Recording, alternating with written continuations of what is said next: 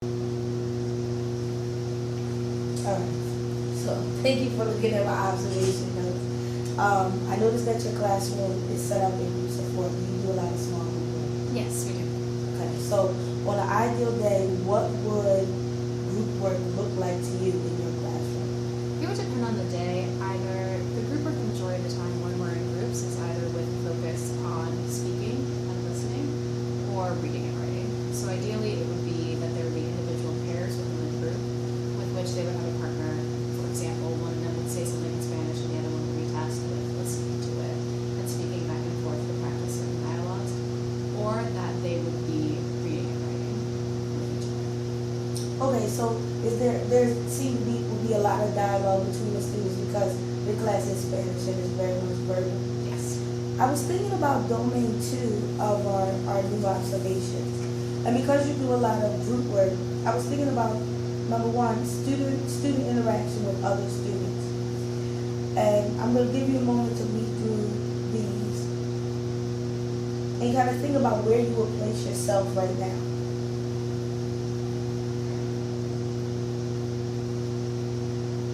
In looking at this just generally off the top of my head, particularly with this lesson, I would have to say probably between ineffective and effective developing, definitely between when we consider which students we're talking about. Okay, so what do you think are their major difficulties? I mean, in general, the students really struggle with how to speak to one another in a polite way. They don't really necessarily seem to understand how to have respectful interactions with other students. They don't necessarily, for example, if somebody is trying to read, they don't. I can't recall an instance where they will say, like, "Can you please stop talking?" It will usually be something stronger and less polite. Okay. To be mild. Okay. All right. And in terms of this category, students' pride in their work, and I'll give you a while to read these and kind of tell me where you will place yourself. And it doesn't have to solely be on the lesson that I observed.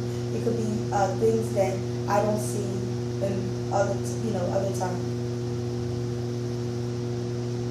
So would you want like on a day-to-day basis or particular projects? Because on a day-to-day basis, I would say it again would range around effective developing. I think there are definitely students who go above and beyond into the effective category. No one I think that I have seen that is highly effective yet.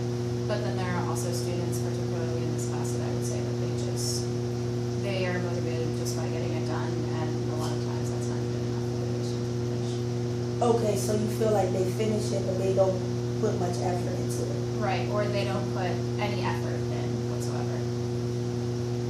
And oftentimes they don't complete assignments. Right.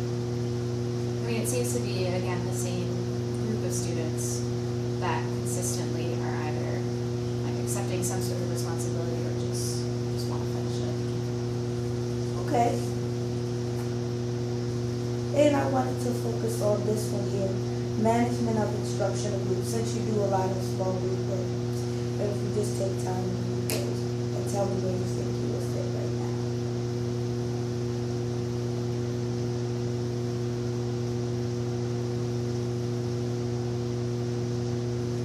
Again, I would say probably effective development. I think that there are certain groups that are able to remain on task and engage in the material when I'm not standing right next to them. However, I think it varies a lot with my classes.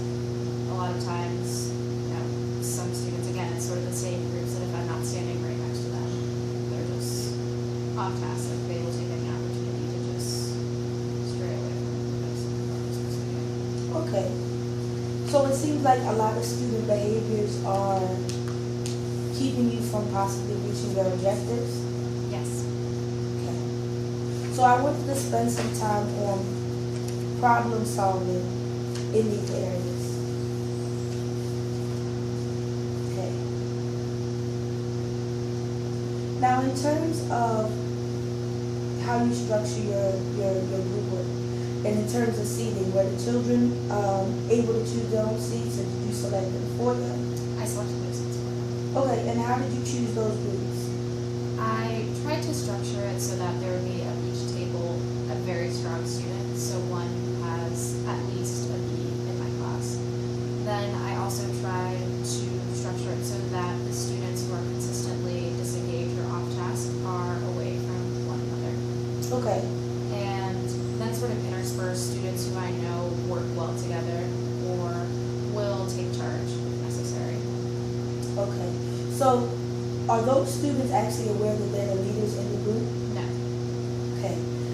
One of my suggestions would be, and again, all of our students should be leaders because they should be invested in their own educations. But because you carefully planned out and chose these groups, I think it would definitely be beneficial to let those students know, I selected you for this group because you're very strong in my class.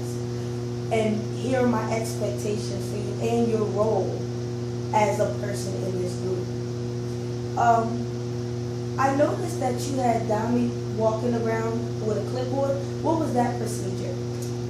So as soon as they walk in, they have 5 minutes to do their warm-up exercises. So that is an attempt to sort of give me the opportunity to spend a little bit more time walking around with students who are having difficulty filling out the exercises.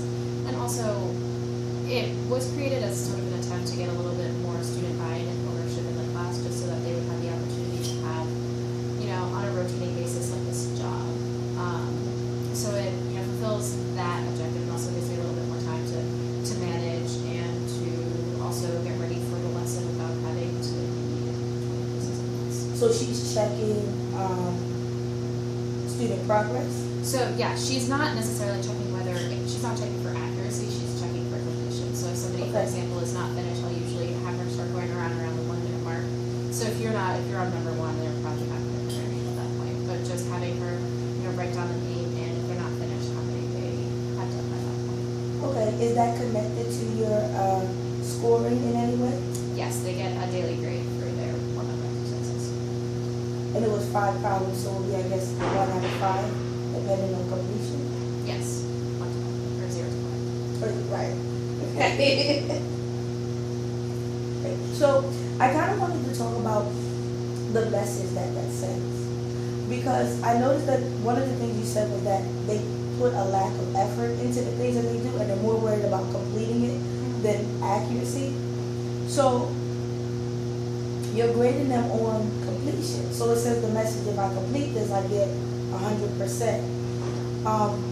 But you more want to make sure that not only is complete, it's accurate, right? So maybe we should start to brainstorm a system that we can come up with so that the students understand that it's important to complete the work, but it's also important to make sure that you're getting it correct. Because ultimately we want them to learn the